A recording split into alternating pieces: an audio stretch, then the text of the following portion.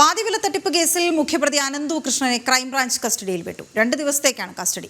കട്ടപ്പന കോടതിയുടേതാണ് നടപടി. വിവരങ്ങളുമായി സുബിൻ ചേരുന്നു. സുബിൻ, എന്താണ് അപ്പോൾ അവിടെ ക്രൈംബ്രാഞ്ചിന്റെ കസ്റ്റഡിയിലേക്ക് കിട്ടുമ്പോഴുള്ള മറ്റ് നടപടികൾ?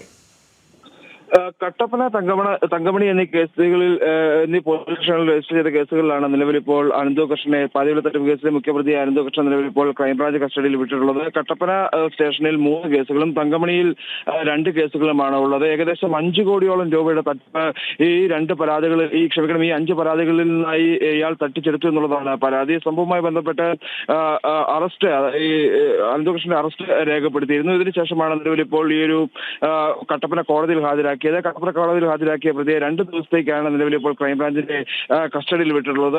ഈ ഹൈറേഞ്ചിലും, അതായത് ഇടുക്കി ജില്ലയിലെ ഹൈറേഞ്ചിലും ലോ റേഞ്ചിലുമായി വിവിധ സ്റ്റേഷനുകളിൽ അനന്തു കൃഷ്ണനെതിരെ പരാതി നിലനിൽക്കുന്നുണ്ട്. കഴിഞ്ഞ മാസം നെടുങ്കണ്ടം പോലീസ് സ്റ്റേഷനുമായി ബന്ധപ്പെട്ട് രജിസ്റ്റർ ചെയ്ത ഏകദേശം 3 കോടിയോളം രൂപ തട്ടിച്ച കേസിൽ അനന്തു കൃഷ്ണനെ ക്രൈംബ്രാഞ്ചിന്റെ കസ്റ്റഡിയിൽ വിട്ടിരുന്നു. ഇതിനുശേഷമാണ് നിലവിലിപ്പോൾ ഹൈറേഞ്ചിൽ നിന്ന് മറ്റ് 5 കേസുകളിൽ നിലവിലിപ്പോൾ അനന്തു കൃഷ്ണനെ ക്രൈംബ്രാഞ്ചിന്റെ കസ്റ്റഡിയിൽ വിട്ടിട്ടുള്ളത്.